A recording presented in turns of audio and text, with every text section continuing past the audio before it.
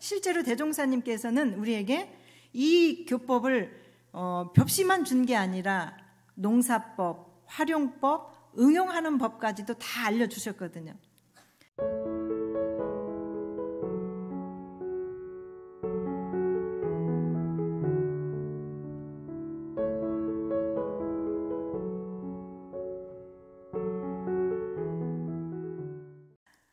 우리가 사람이 죽으면 누구나 유산을 남긴다고 하죠. 정신적인 산물도 있고 또 물질이나 그런 재산도 있는데 대종사님께서 대각하신 이 사월인지라 제가 오늘 대종사님의 유산에 대해서 한번 말씀을 전해볼까 합니다. 정산종사님께서 열반하기 직전에 자주 하시던 그 이야기가 있습니다. 옛날 시골 마을에 딸 셋을 둔 부부가 살았어요. 이 부부들은 딸 셋이 너무나도 착하고 곱게 잘 자랐습니다. 그런데 너무나도 가난해서 이 딸들을 시집 보낼 때 혼수감을 보낼 수가 없었어요. 그러자 이 아버지가 그 딸에게 큰딸 시집 갈 때도 벽시 한 말로 보냈고, 둘째 딸도 벽시 한 말로 보냈고, 셋째 딸도 막내까지도 벽시 한 말을 주어서 시집을 보냈다고 합니다.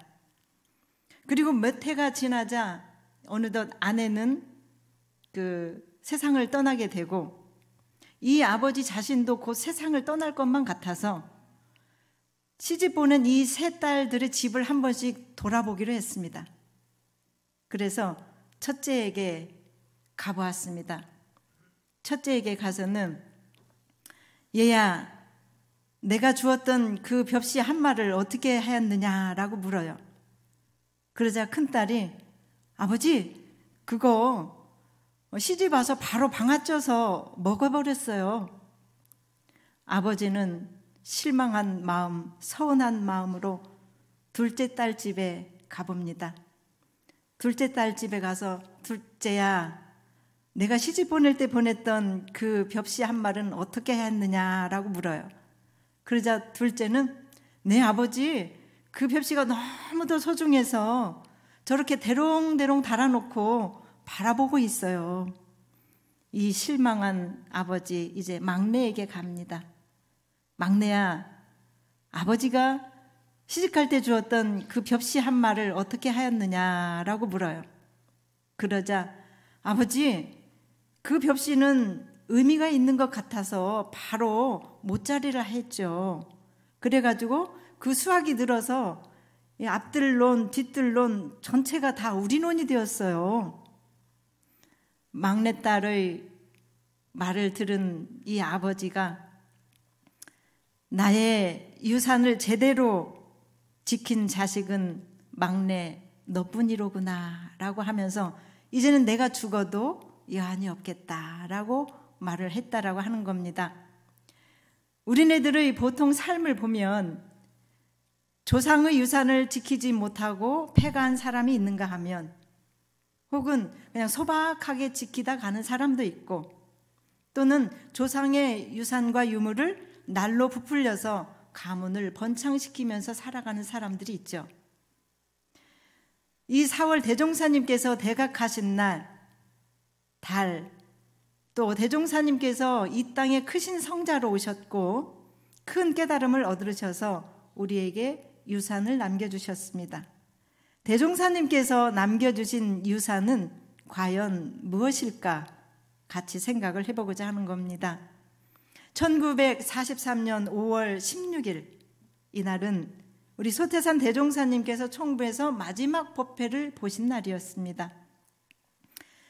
마지막 법회를 잘 보시고 점심을 맛있게 상추쌈에 드시고는 약간의 책기가 있으셔서 병원에 입원을 하십니다. 병원에 입원을 하셨는데 그 후로 보름 만인 6월 1일 날 열반에 드시지요. 총부는 울음바다가 되었고 금수초목도 다 울고 통곡한다라고 하는 그런 표현을 할 정도로 총부는 울음바다가 되었습니다. 그리고 사람들은 이제 원불교는 문을 닫을 것이다 이렇게 이야기를 했다고 합니다. 저 소태산이 열반을 했으니 원불교는 이제 끝이야. 문을 닫을 것이다 라고 얘기를 했다고 합니다. 우리가 부모가 돌아가시면 그 유품 정리를 하게 되죠. 간직할 것은 간직하고 또 나눌 건 나누고 역사와 영상을 봉안을 하죠. 우리들도 대종사님께서 열반하신 후 106년을 지내왔는데 과연 대종사님께서 남겨주신 유품, 유산은 무엇일까 생각을 해보자는 겁니다. 첫 번째 유산은 원불교라는 도덕 회상의 큰 집을 우리에게 남겨주셨다. 그렇게 말하고 싶습니다. 우리가 사는 육신의 집은 한평생 살고 가면 끝이 나는 집이지만 원불교라고 하는 이 회상은 우리가 영생을 통해서 오가면서 살 수 있는 그러한 회상인 거죠. 그래서 우리가 영생 동안 이 마음의 큰 집이요 영원한 내 영혼의 고향이 되는 것이죠. 이 원불교라는 도덕 회상이. 원불교 교단 초창기 100년 전에 조선반도에는 조용한 소문이 돌았다고 하죠. 야, 전라도에 가면 생불님이 계신단다. 지난번 언택트 시대에 만난 민자연화 때도 말씀을 드렸죠. 그때 사람들이 뭐라 그래서 생불님이 오셨다. 그러니 꼭 만나보자 그랬잖아요. 그때 생불님이 계신다네 하면서 보따리 장사들의 입과 입을 통해서 한 사람 두 사람 이렇게 전해주고 모여들면서 변산과 익산을 통해서 원불교 교단 초창기 창립의 역사가 시작된 겁니다. 그리고 그 법이 전해져서 전국의 교당이 하나씩 둘씩 만들어지면서 이 원불교 역대 선지님들을 통해서 역사가 지금까지 오롯이 전해져 오고 있습니다. 얼마 전, 상당히 한 10년도 넘었는데요. 세계 종교학회 회장을 지낸 종교학 전문가 마이클 파이라는 분이 계셨어요. 세계 종교학회 회장이었는데 이분이 동경대학 종교학 강연에서 이런 말을 합니다.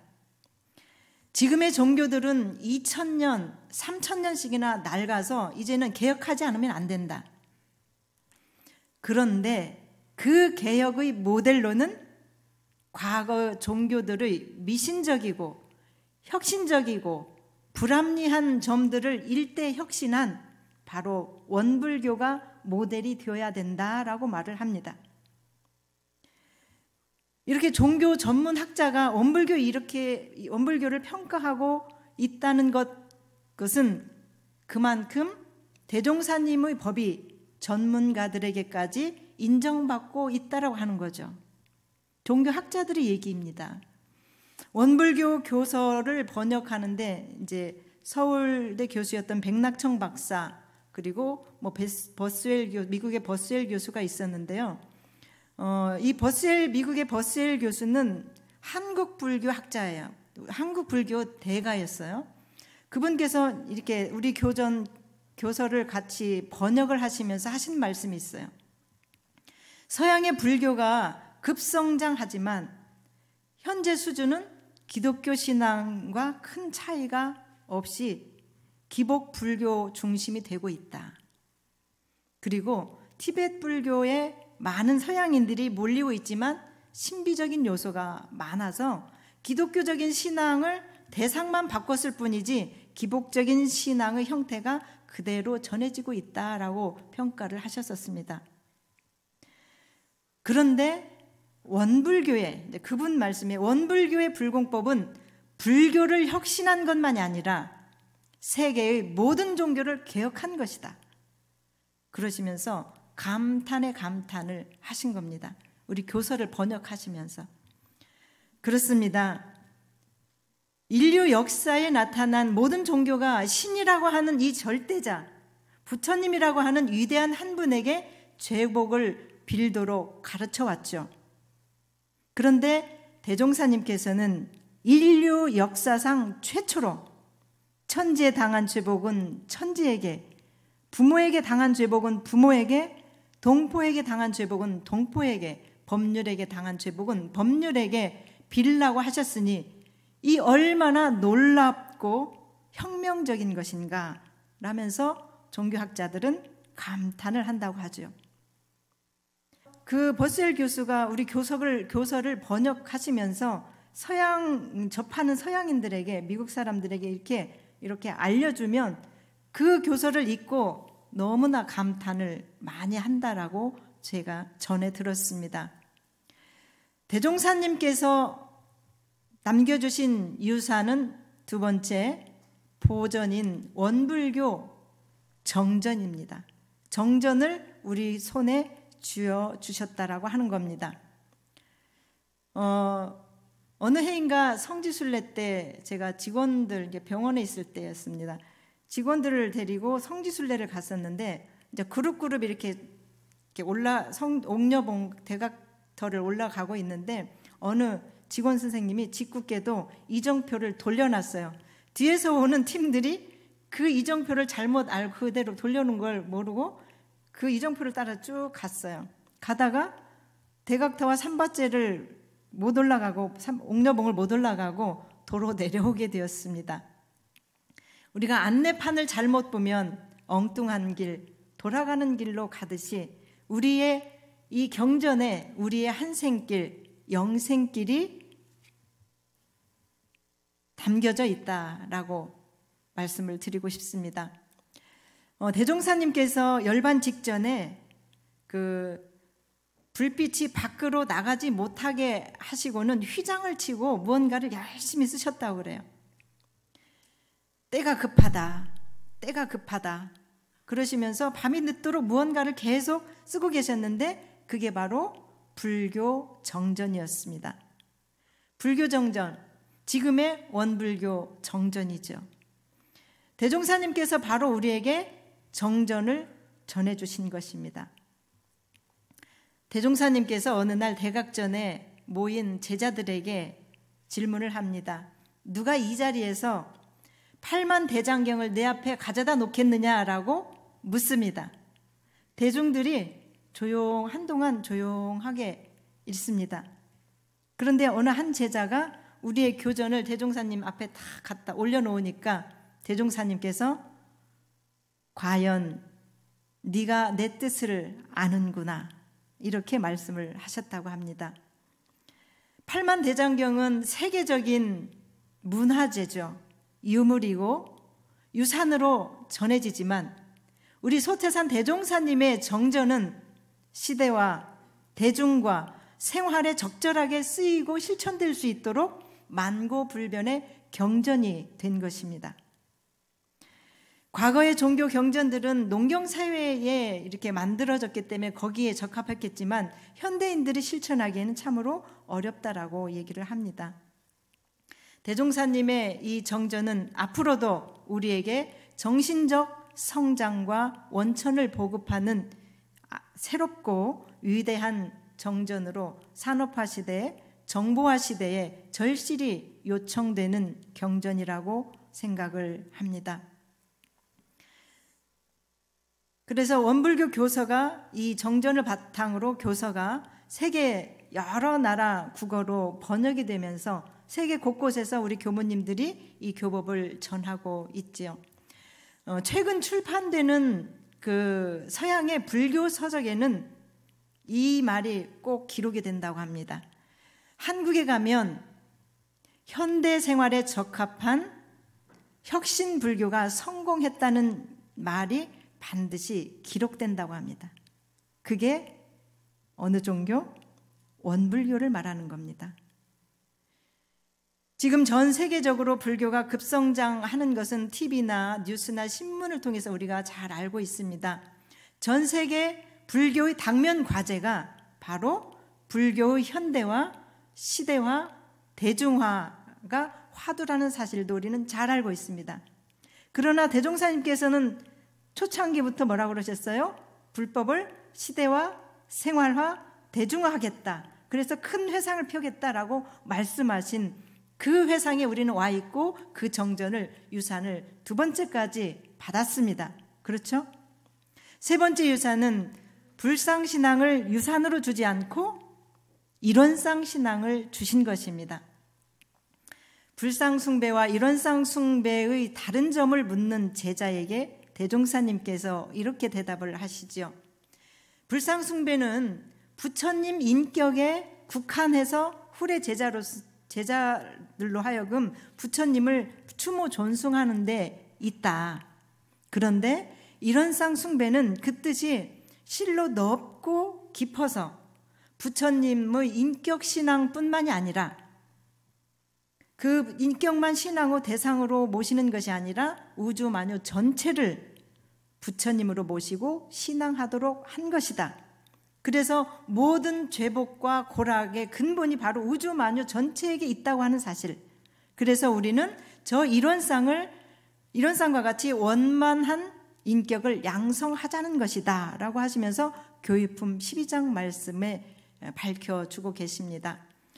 제가 며칠 전에 도올 김용옥 교수님의 노자 강의를 듣던 중에 이 김용옥 박사께서 원불교 일원상 신앙에 대한 그것이 얼마나 합리적이고 상식적이며 세계적인 수준인가라고 하는 것을 말씀하신 걸 들었습니다. 우리는 지금 어떤가요? 대종사님께서 물려주신 불멸의 유산을 일회성의 배부름으로 만족하고 살고 있는지, 아니면 대종사님의 유산이 보석처럼 너무나 귀중해서 걸어두고 보관만 하고 있는지, 세 번째 딸처럼 아버지가 주신 한 마리 벽시를 수천만 배의 알곡으로 키워서 논으로 일군 것, 그 딸의 심정은 뭘까요? 어떤 걸까요? 아버지의 심정을 헤아릴 줄 아는 철든 사람인 거죠. 저 자신도 한번 생각을 해봅니다. 과연 이 셋째 딸처럼 소태산 대종사님의 법을 그 심정을 헤아려서 제대로 공부하고 교화하고 있는지 생각을 해봅니다. 저는 아무래도 둘째 딸 같아요. 그대로 보관만 하고 쳐다만 보고 좋다고 우월감만 있는 그런 교모의 삶을 지금까지 살았던 것 같습니다. 그거는 대단하거든요. 근데 그렇게 가자는 게 아니고 셋째 딸이 되자는 것이죠. 그 대종사님께서 왜 정전이라는 유산을 나에게 주셨을까? 우리가 이 회상에 들어와서 정말 대종사님에 대한 고마움, 그 은혜에 보답하고자 하는 간절한 서원과 기도가 있다고 한다면 우리가 그 뜻을 헤아려서 보훈할 생각이 있겠고 보훈을 해야 되겠죠. 과거로부터 근대 사회에 이르기까지 인류의 종교는 이 근기가 우선이고 바탕이 되었어요. 말하자면 믿는 것, 그를 믿는 어떤 실력, 능력 이런 거였는데 그걸 근기라고 하는데, 그 근기가 믿음의 본질이고 실체였었습니다. 근데 그 믿음의 종교 시대에서는, 옛날 과거와 같이 믿음의 종교 시대에서는 그 근기만 가지고 개인의 어떤 신앙 생활이 유지되었고 공동체도 안정적으로 유지되어 왔어요. 그런데 지금의 시대에는 신앙의 완전체를 이루기 위해서는 근기만 가지고 되지 않는다는 거죠. 믿음만 가지고 되지 않는다는 거죠. 믿음이나 근기 자체가 잘못된 것이 아니라 우리가 거기에 자칫 치우치다 보면 저와 같이 도덕적 우월주의, 원불교 우월주의만 빠지고 내가 보훈하려고 하는, 교화 더 열심히 하려고 하는 이런 것에 퇴보할 수 있다 이 말이죠. 그래서 교주에 대한 지나친 의존도가 생겨나고, 그리고 자칫 타종교나 실제 생활을 등한시하거나, 또 저 생활에 저예요. 저 둘째 딸. 집에서는 셋째 딸인데요. 원불교 대종사님 보러 봐서는 둘째 딸밖에 아주 못된 것 같아요. 오늘 이 이야기를 하는 건 제가 셋째 딸을 되기 위한 서원을 말씀드리는 겁니다. 같이 하자라고 말씀드리는 것입니다. 자칫 우리가 둘째 딸과 같이 오로지 내 것만 귀하고 위대해 보이는 주관성에 빠지거나 이 도덕적 우월감에 경도될 수 있다는 것을 우리가 조심해야겠다. 저의 삶을 보면서 생각해 본 겁니다. 다시 셋째 딸로 가볼까요? 이 셋째 딸은 벽시를 소금물에 담가서 떠오른 쭉정이를 걸러내고 가라앉힌 알곡을 이제 고르는 일, 그리고 그것을 선별된 안곡을 이렇게 띄우죠. 띄워가지고 그 띄운 것을 못자리에다 뿌리거든요. 그러려면 고운 채에다가 흙도 고르고 그다음에 좋은 물을 갖다 주고 햇빛과 돌봄을 통해서 마침내 모를 길러내는 일, 이게 굉장히 수고롭거든요. 잘 해야 되거든요. 저도 농사짓고 사는 집안에서 태어나고 자란 베넷 농부입니다. 그래서 이런 못자리 하는 것을 오랫동안 한 17년 정도는 보고, 아니죠, 어려서 보고 봤습니다. 보았기 때문에 농부나 다름없어서 벼에 대해서는 조금 압니다. 이 셋째 달과 같이 우리가 아버지가 주신 유산을 그 의미를 생각해서 유훈으로 삼아서 논에 심고 약을 치고 논에 물을 대고 하는 이런 일들을 이런 농사일에 대한 것들이 정확한 분별력과 판단력이 없으면 그 농사는 이렇게 큰 수확을 얻지 못하거든요. 그와 마찬가지로 우리의 교법을 그렇게 농사 짓는 법에 비유를 해보았습니다.